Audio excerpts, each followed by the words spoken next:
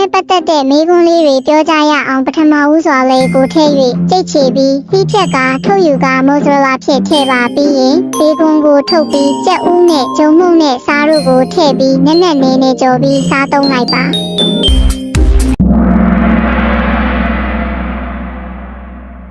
သုံးနှစ်တမစားမှာလား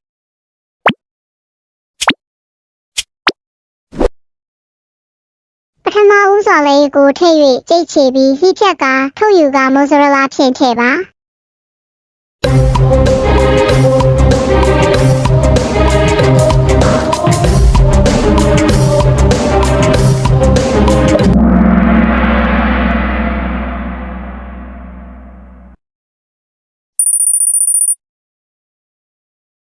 ပြီးရင်ဘေကွန်ကိုထုတ်ပြီးကြက်ဥနဲ့ဂျုံမှုန့်နဲ့စားတို့ကိုထည့်ပြီးနက်နက်နေနေကြော်ပြီးစားသုံးလိုက်ပါ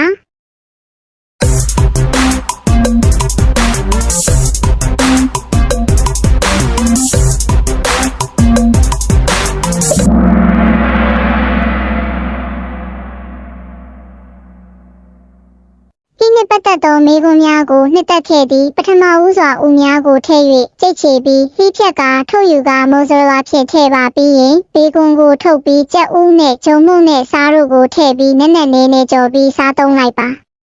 နောက်မှတွေ့မယ်နောက်မှတွေ့မယ်နောက်မှတွေ့မယ်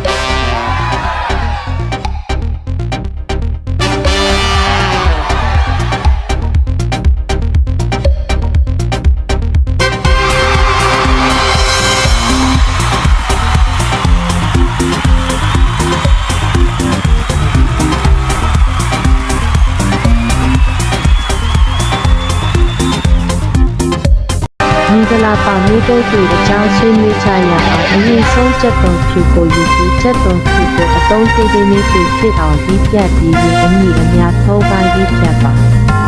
ဒီရင်ကျော်ဟုတ်ချက်ဦးနဲ့ဖန်ကိုတိုးနဲ့အုပ်ပြီးစီပူထဲကျော်ပါ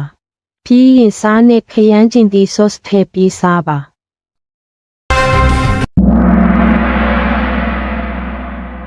ဖြူတစ်လုံးတစ်လုံးသုံးလုံးကျော်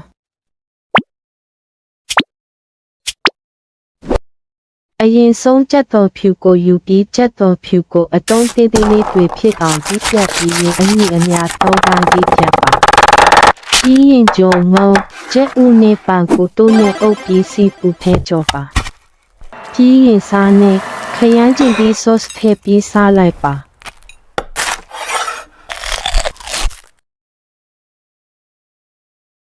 အရင်ဆုံးချက်တော်ဖြူကိုယူပြီးချက်တော်ဖြူကိုအတုံးသေးသေးလေးတွေဖြစ်အောင်ဒီဖြတ်ပါပြီးရင်အညီအမျှသုံးပိုင်းဒီဖြတ်ပါ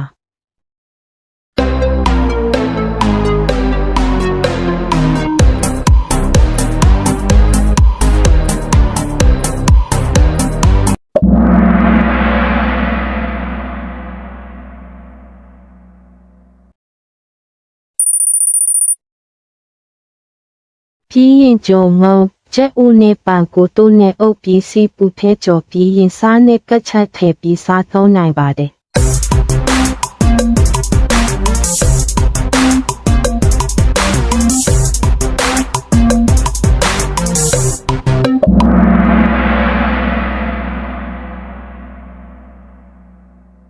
အရင်ဆုံးချက်တော်ဖြူကိုယူပြီးချက်တော်ဖြူကိုအတုံးသေးသေးလေးတွေဖြစ်အောင်ဒီဖြတ်ပြီးရင်အညီအများသုံးပိုင်းဒီဖြတ်ပါပြီးရင်ဂျုံငုံချက်ဦးနဲ့ပန်ကိုတိုးနဲ့အုပ်ပြီးစီပူထဲကျော်ပါပြီးရင်စားနဲ့ခရမ်းကျင်ဒီ sauce ထည့်ပြီးစားလိုက်ပါ